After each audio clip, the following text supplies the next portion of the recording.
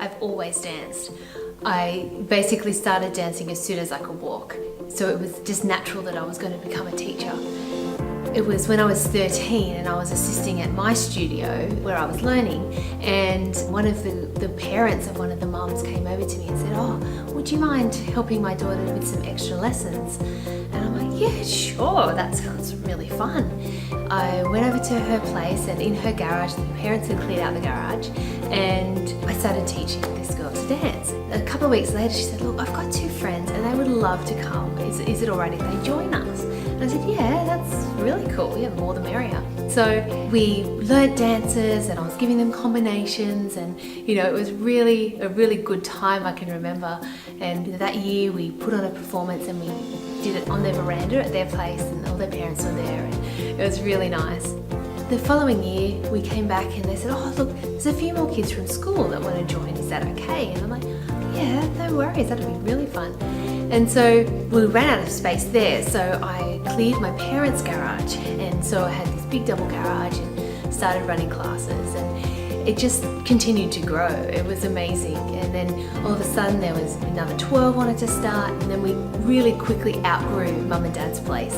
You know, I was probably teaching 3 days a week. I'd finish school, I'd get dropped off at the studios, and you know, be teaching these girls, and like it was so joyous. You know, there was a time when there wasn't the social media pressure, there wasn't this expectation. It was just me being able to genuinely pass on my love and my passion for what I did.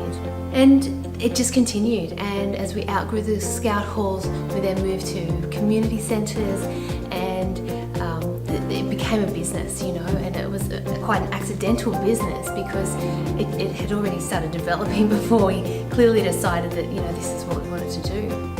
And then it was, you know, a couple of years ago, we actually bought our own premises, you know, and we sit here now, and I feel so proud of where we've come, and just, you know, love coming to work every day, because it really isn't work if you love what you do. Looking back now, when I first started I was 13 years old, and I have a 13-year-old daughter. It amazes me what I was doing back then, and you know, to be now where we are is really amazing. So my very first student was a girl called Melissa, and her two friends were Bridie and Tanya. It's very clear, I remember them so clearly. I remember their parents, and the real interesting part is that Bridie now brings her daughter to classes as well. So it's amazing how the cycle happens. A really interesting story where the name Jigsaw Dance came from. At a time, I think I was in about year 10 at school, and my mum said, "We need to register the business with a business name." And I'm like, "Oh, okay."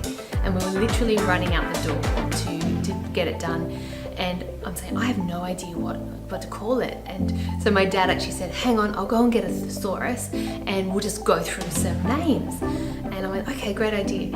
And then we thought, where do we start? And we thought, "Oh, well, let's start with J, Jen, we'll find something in J." And as we went through the thesaurus, we found Jigsaw, and then we went, "Oh, perfect. Jigsaw Dance, JD, Jen Dalton, perfect." And so that's how it all happened. Seeing the change in Jigsaw Dance over the years has been quite phenomenal, really. You know, it started a one-man band. It was me, and I was teaching my one student. And you look at it now, I have a team of amazing teachers. I have a team of assistant teachers, and I've got studio managers that are actually running their own locations. It's pretty amazing.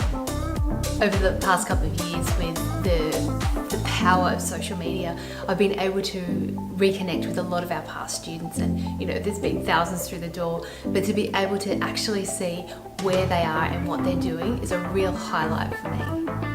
One of the things that I really pride myself on is the feel of family that we've kept from day one to today, where I sit here 25 years down the track. And it is knowing that kids would come, they'd walk through our doors and they would know they were safe, they were in a happy place, and they could really relax and be themselves. And that is really what we are and we were all about. And for them to be able to, you know, we don't know what's going on in their lives, we don't know how hard it is for them, but for them to be able to have joy and feel comfortable and confident in our doors, that's all that matters to me. One of the things that I really love is that we now have this ability to give back. And we do this in a number of ways throughout the year. We participate in charity events. We also hold different fundraising for different charities. And we actually put it out to our people, to nominate different charities that either affect them personally or that they know of, just so that we can give back to the community. My hope for Jigsaw Dance for the future is that it continues to provide a safe and fun place for kids to come, where they can really be themselves and develop into beautiful,